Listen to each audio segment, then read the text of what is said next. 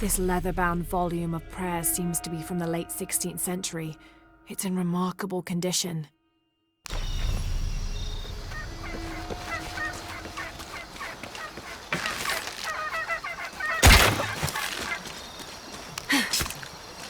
All full up.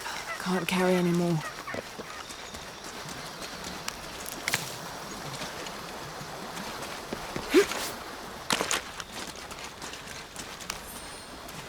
Someone decided this depiction of Christ's death needed a little sprucing up.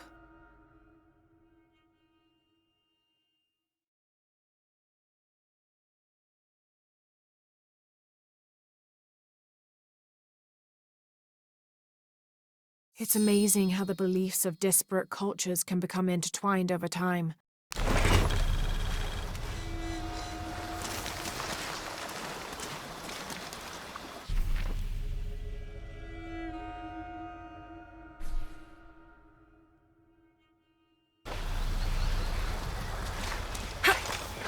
I don't have enough space for that.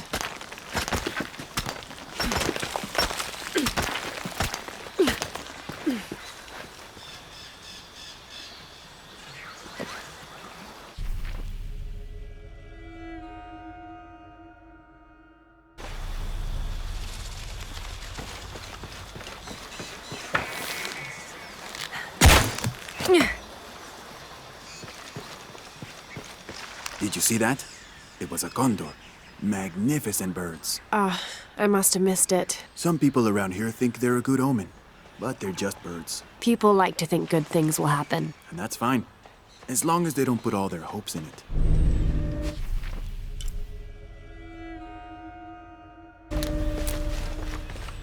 Impossible. I can't carry any more.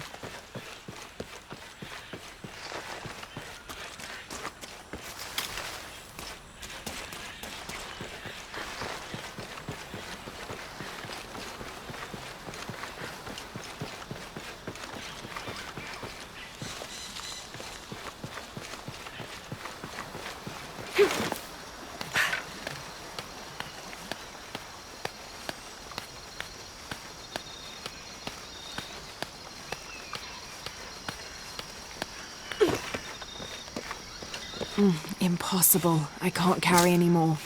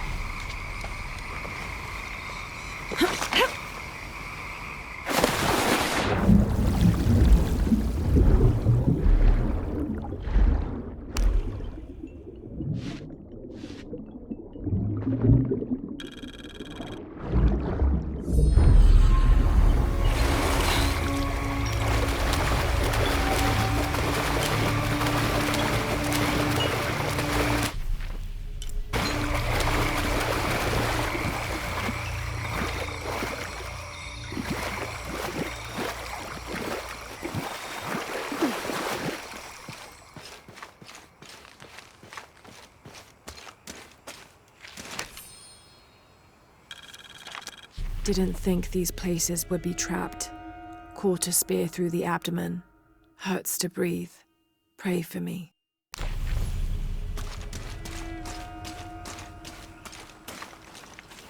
Oh God, what is that smell?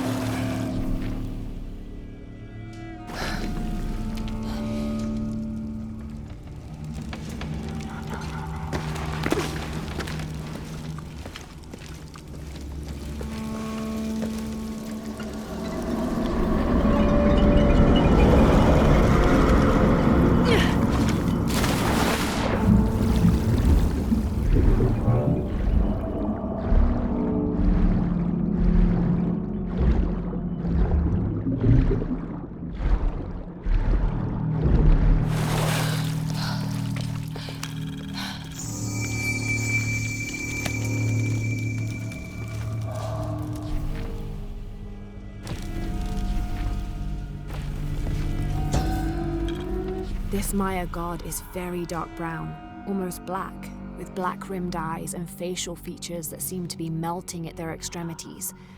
This can only be Exua. He's the patron god of the cacao bean, which accounts for his coloring. Also, because ancient Mesoamericans used those beans as currency, Exua became by extension a god of merchants and of trade. Interestingly, when he first appeared in the lore, he was a god of conflict.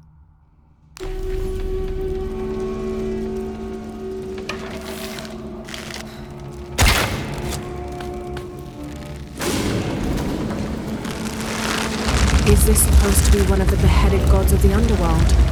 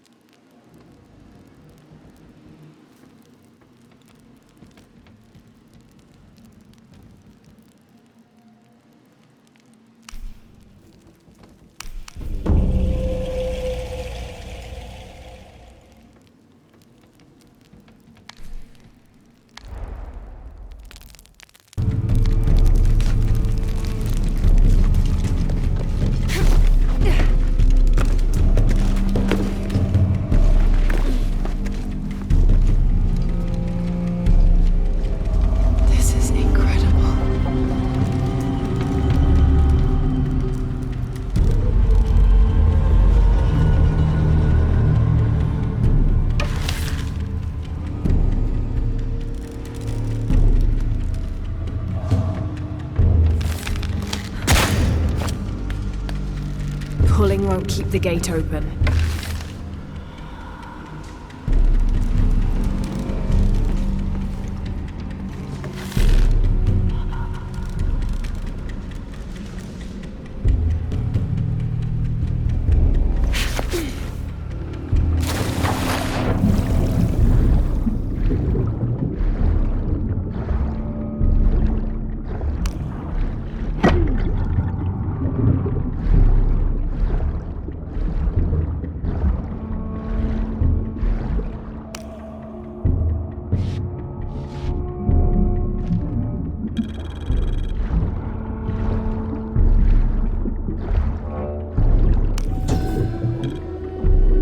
This seems to be some kind of primitive sculpture of a human.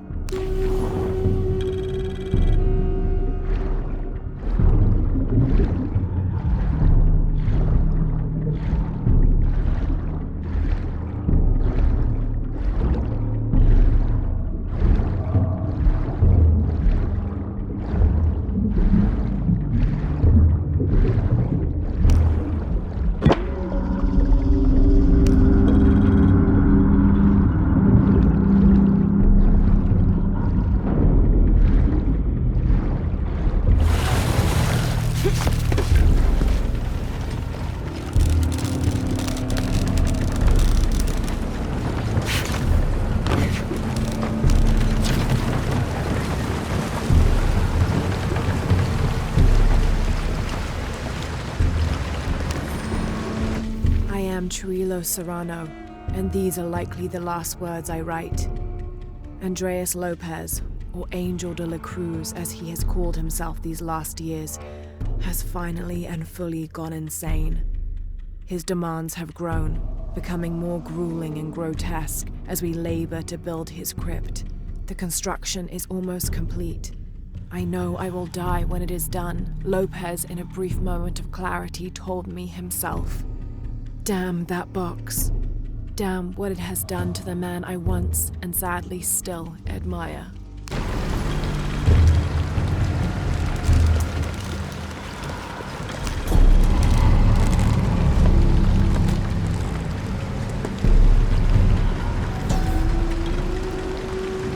When storms crash and rivers swell, direct the waters to quench the thirst of the gods who toil above and below.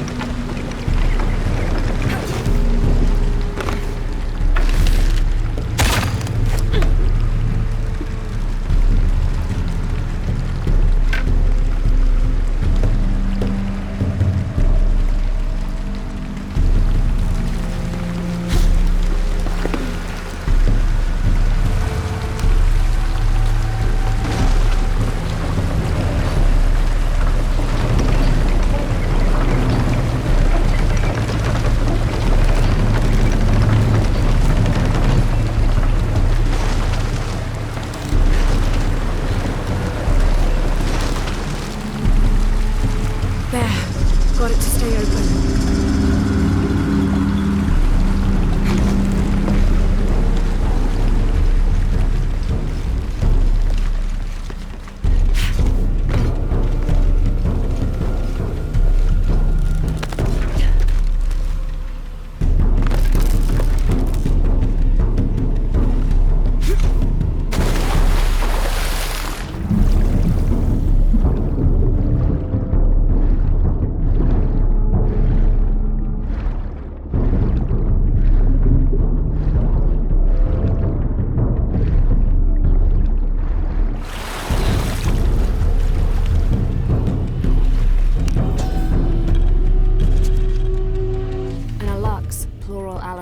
Is a king to the Maya version of a gnome or leprechaun.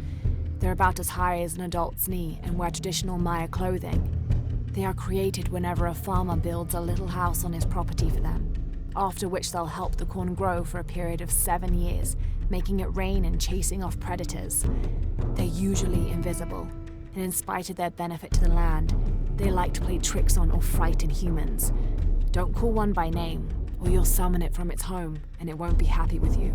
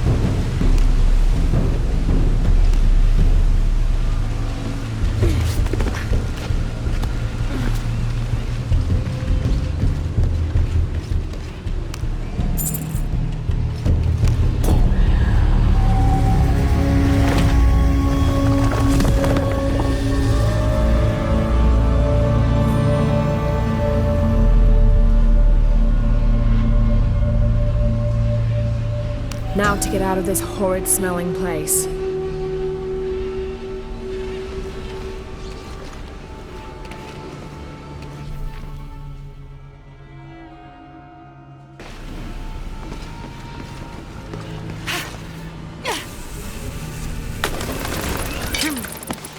I should be close now.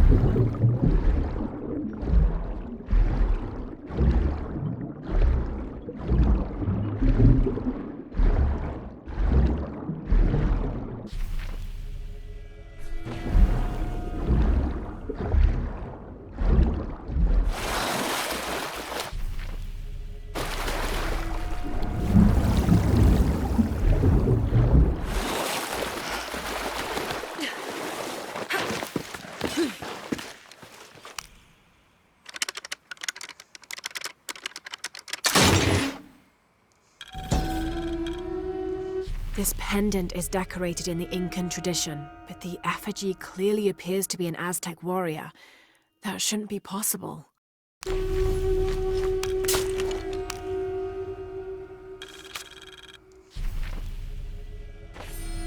Several hundreds have renounced their pagan beliefs and turned to the teaching of Catholicism.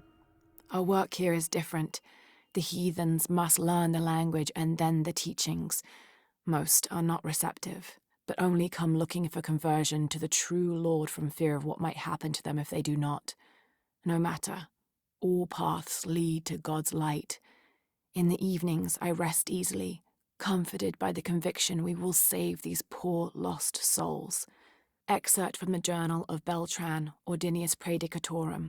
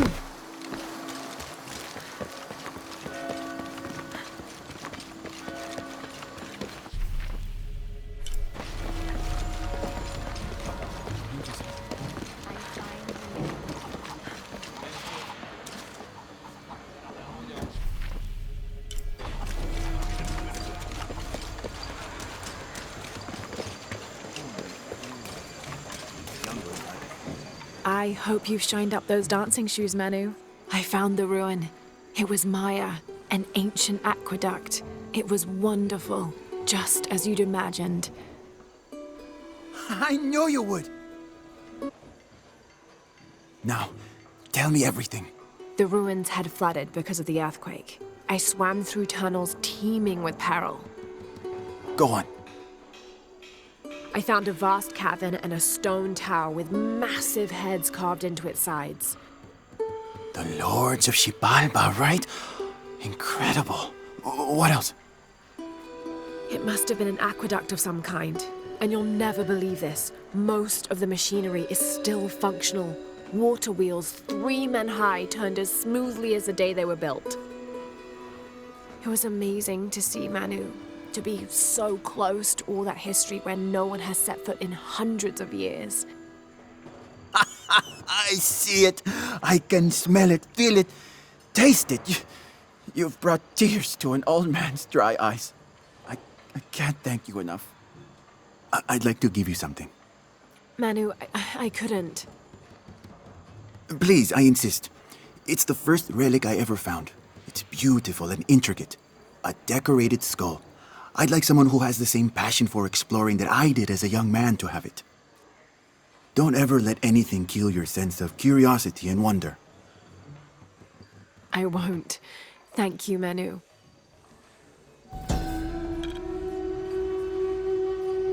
An adhesive made of tree sap and powdered bone hold the jade and other gems in place within the wearer's teeth. A crude drill, perhaps made of obsidian, would have been used to delicately carve out the notches required to hold the jewelry in place.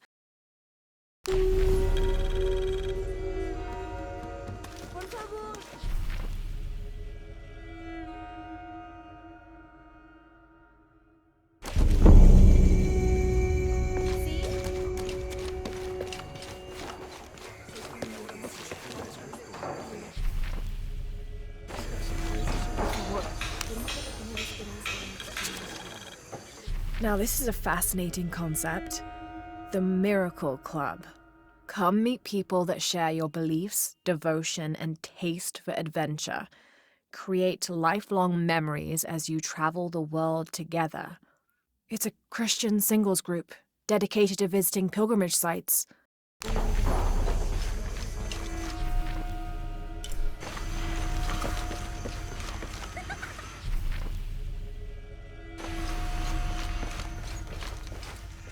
I don't have enough space for that.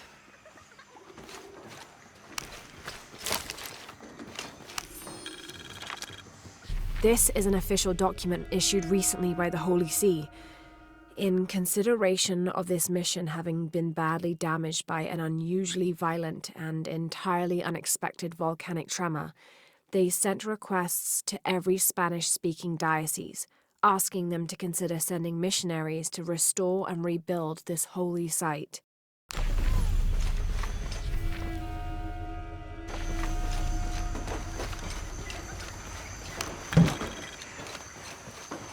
Había una vez un ratoncito lindo y pequeñito.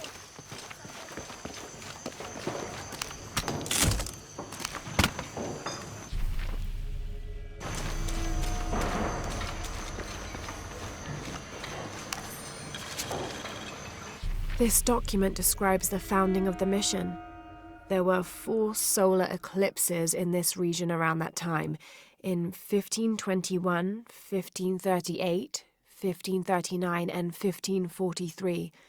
Spanish missionaries reported that during each one, a vision of John the Apostle appeared on this site. So in his honor, the mission of St. John was built here in 1544.